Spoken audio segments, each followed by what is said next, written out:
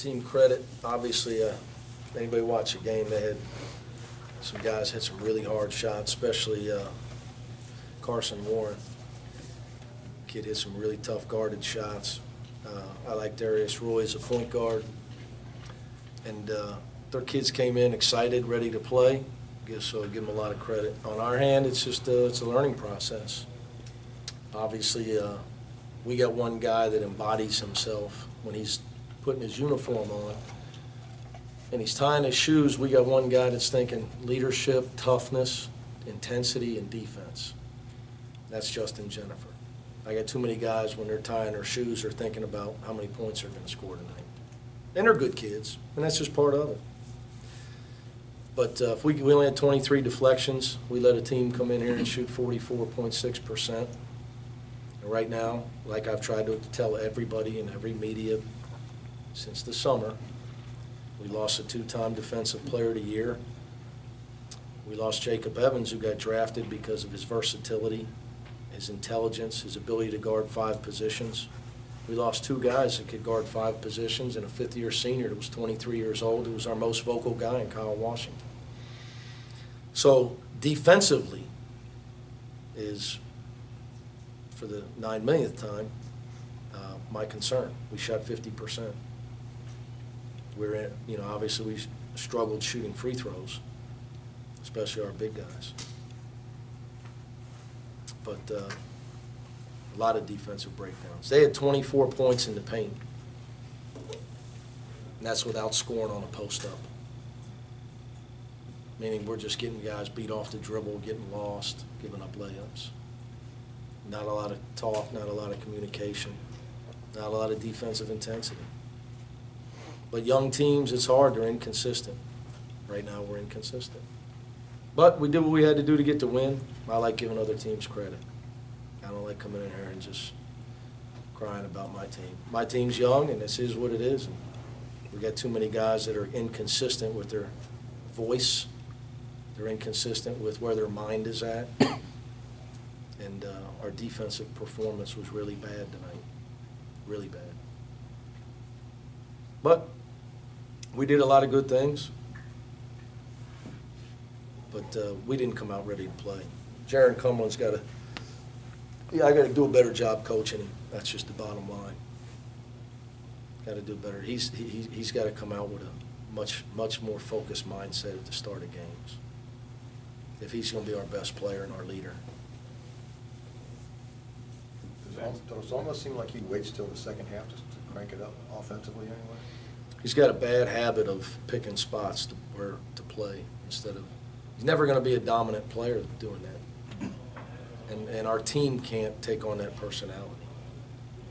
If you're going to be a real team, you got to play hard for 40 minutes. If you're going to be able to beat high major teams that are good, solid teams, you got to be able to, because you got to be able to play for 40 minutes. Do they take their personality from him because he's a...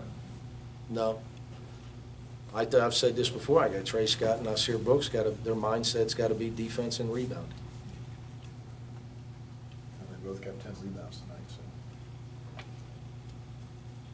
We also gave up 45% and 12 layups. They're standing there watching a guy lay it in. It might be time to take a foul. So I guess we got to just keep pounding nails and working at it.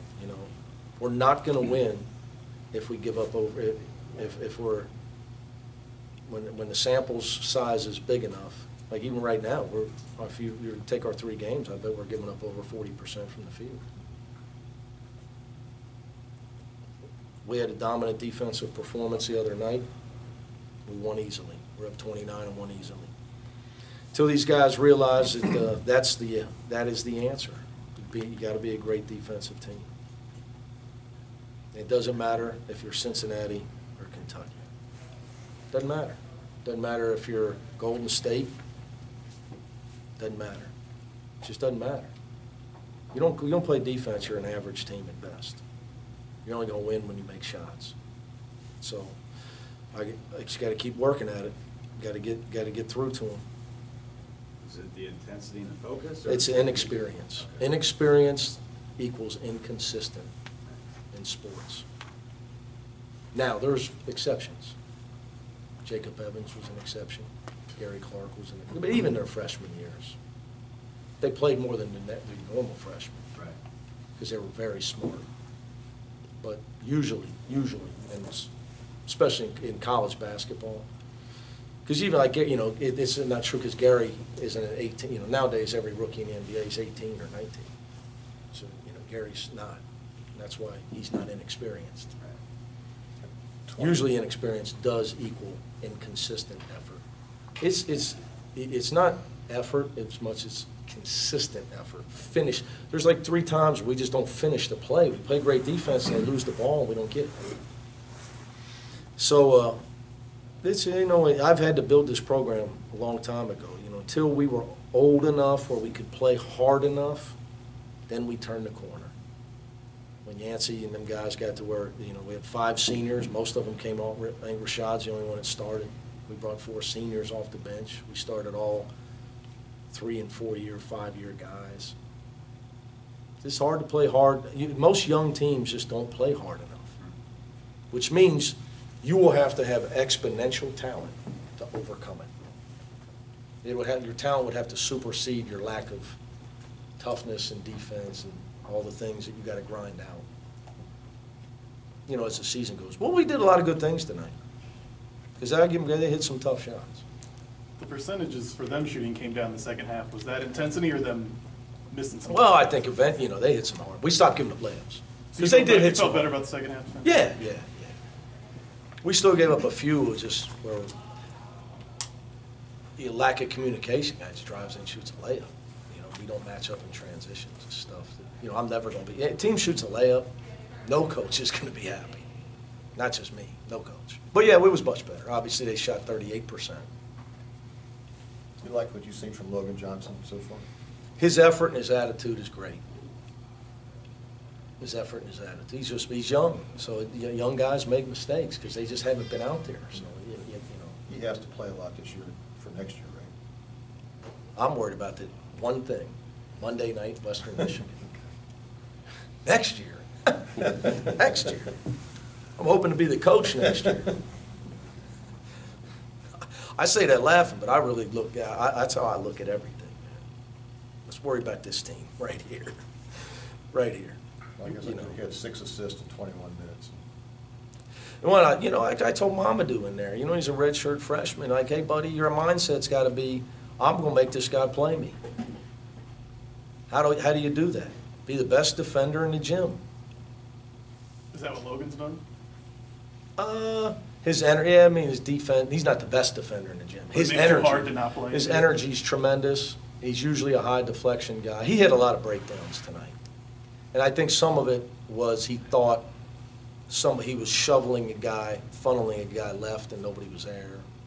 He had a couple of tough shots got hit on him, let's be honest. It's the one layup where I think he thought a guy was going to be there when he was sending Darius Roy left. But, he's just a great athlete, so you can trust him. Can you turn a guy into an alpha male? I mean, I don't know what that means. Well, you want more out of Cumberland. You're from Cincinnati.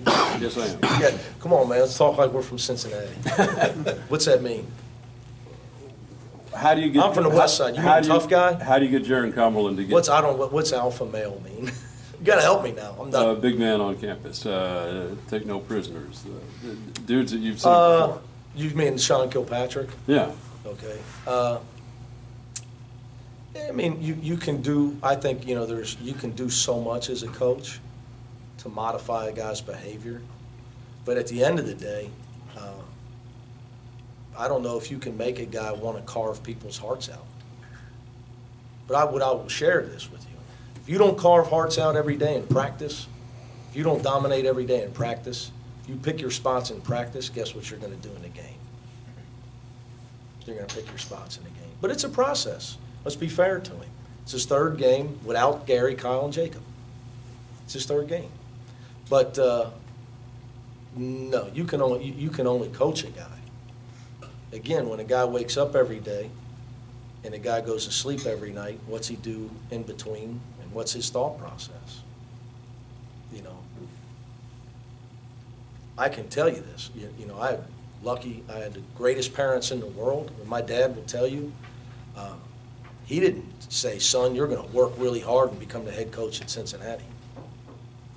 I woke up every day after I realized I was a short midget with a bad knee, and my playing career was over. From that point on, when Jim Leon gave me a job at Woodward, I woke up every day and said, I'm gonna be the head coach at Cincinnati someday. And everything else in my life was secondary, everything. So my dad didn't motivate me to, a good friend of mine said this one time, each man's passion is his own. You went to And that's just a fact, and he's right about that. So, but you got to be fair. You got to be fair. Now it's his third game without those guys, so being able to sustain it, it's becoming that guy. Hey, let's be honest. Now we all sit around and talk about Sean Kilpatrick. He wasn't the guy we're talking about until his 5th year. Jaron's in his 3rd year, so you got to be fair. But again, until he wakes up every day thinking that way, that I'm going to be the best player, I'm going to be a first-team All-American. I wake up every day, I know what I want from him. It's irrelevant. I know what I wake up every day thinking. You went to Kane on the first possession. Was it important to you to try to get him going offensively a little bit more tonight? Yeah, and I was trying to get him going to his left. I knew they were going to chase him around there. He's going to be able to curl in there. I made Jaron the passer because he's a great passer and he understands. But the way Kane practiced yesterday is another reason. I knew he was ready to play tonight. Of all the guys, I knew he was ready to play tonight. I knew some other guys thought they played great and it was going to be easy. It's just life coaching a young team, man. And when you're not just exponentially better than teams like we were last year, it's a lot harder as a coach. We led the nation in scoring margin last year. Do you guys know that? That'll spoil you. That'll spoil you. But there was a reason. You get veteran team now. Guys that didn't make mistakes. They knew how to snuff a team out. But it's a process. But yeah, I did. It's happy. I'm happy for him. Happy for him. I just hope that he realizes that if he works like that and he has that mindset, then he'll keep playing like that.